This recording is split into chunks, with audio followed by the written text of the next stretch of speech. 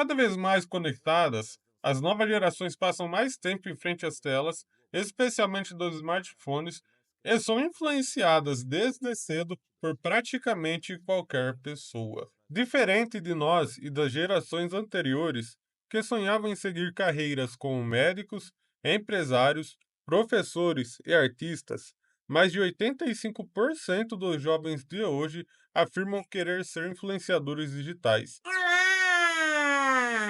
Eu sou o Felipe Neto, seja bem-vindo para mais um vídeo! De acordo com uma pesquisa da Morning Consult. Apesar de estarmos na era da informação, com um acesso ao conhecimento sem precedentes, os mais jovens estão passando mais tempo nas redes sociais do que seria ideal, frequentemente envolvidos em atividades que pouco ou nada acrescentam às suas vidas. Esse novo passatempo tem gerado preocupações entre cientistas. Estudos indicam que, pela primeira vez, estamos diante de uma geração com um QI inferior ao anterior.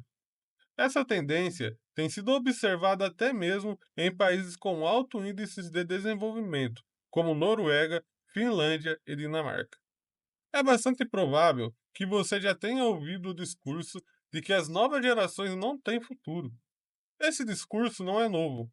Nós mesmos já fomos alvo dele, assim como nossos pais e avós.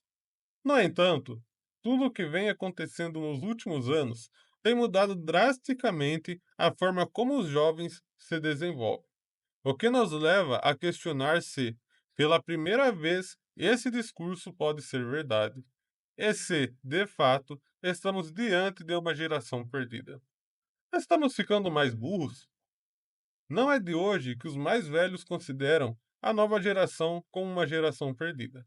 Foi assim nos anos 20, com as moças que usavam saias curtas, fumavam e bebiam em público e ouviam jazz.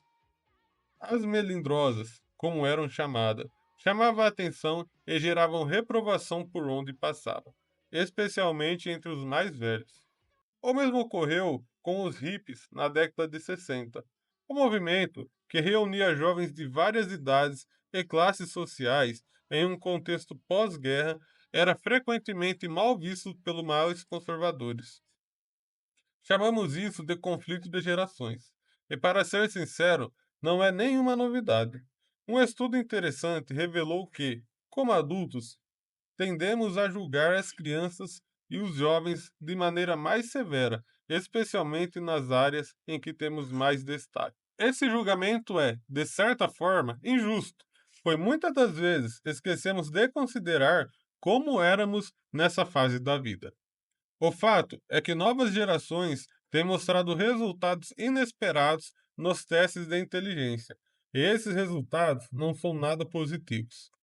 Um estudo realizado pelo neurocientista francês Michel Desmourget, do Instituto Nacional de Saúde da França, revela que os nativos digitais, as crianças que nasceram na era da informação, são os primeiros a apresentar um QI inferior ao de seus pais.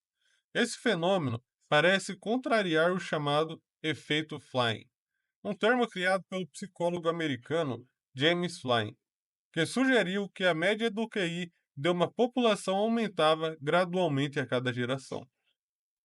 Embora o QI não seja o único indicador de inteligência, estudos mostram que nossa capacidade de manter a atenção tem, de fato, diminuído na era digital. Ô, porra! Foi pra isso que eu tinha pegado o telefone. Uma pesquisa da Microsoft revelou que o tempo de atenção dos seres humanos é agora mais curto que um peixinho dourado, apenas 8 segundos, em comparação aos 9 do peixe. Os participantes dessa pesquisa relataram usar dispositivos eletrônicos acima da média e mencionaram ter dificuldade em manter o foco em tarefas que exigem atenção prolongada. O uso excessivo de telas para a maioria dessas pessoas começa muito cedo. Dados de 2019 do Comitê Gestor da Internet do Brasil mostraram mais de 80% da população entre 9 e 17 anos utiliza a internet, sendo que a maioria acessa por meio de smartphones. Os dispositivos móveis se tornaram a principal forma de entretenimento para os mais jovens. mesmo que não tenham sido projetados especificamente para esse fim. Atualmente, no Brasil, mais de 50% dos jovens utilizam a internet como sua principal forma de lazer. Mas nem sempre foi assim. Segundo o site bb.com, brincadeiras tradicionais feitas ao ar livre, como amarelinha e esconde-esconde, ajudam a criar laços afetivos com a família e amigos desde cedo, o que é fundamental para a socialização na infância. Essas atividades têm um impacto positivo no desenvolvimento das crianças, estimulando a imaginação e a criatividade, ao contrário dos conteúdos das telas.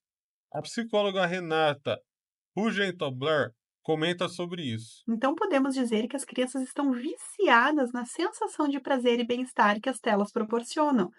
Cabe a nós adultos a responsabilidade de ofertar outras alternativas para que a gente consiga estimular as crianças nas áreas como linguagem, habilidades motoras, habilidades socioemocionais, para que as crianças se sintam confortáveis na presença de adultos e outras crianças e consigam ter uma perspectiva maior de futuro e, consequentemente, um aumento nesse nível de Até mesmo atividades realizadas dentro de casa, como jogos de tabuleiros e longas horas em frente a videogames, exigiam o uso da inteligência durante a brincadeira, seja na resolução de problemas ou na criação de um espírito de competitividade. Atualmente, esses estímulos foram substituídos por loop infinito de consumo de conteúdos que não exigem concentração, raciocínio lógico ou interação social. Com o crescimento das cidades e o aumento da violência nos centros urbanos, muitos pais preferem que seus filhos brinquem na segurança de seus quartos ou na sala de estar. Isso acaba limitando as opções das crianças, que não veem outra forma de distração além do celular. É assim que plataformas como o TikTok acabam ganhando uma importância muito maior do que deveriam na vida das crianças. A facilidade com que elas se tornam viciadas nesse tipo de conteúdo está diretamente relacionada à forma como o algoritmo do aplicativo foi projetado. Isso não se restringe apenas ao TikTok, já que Facebook, Twitter e Instagram também foram envolvidos com algoritmos que incentivam o consumo contínuo de conteúdo.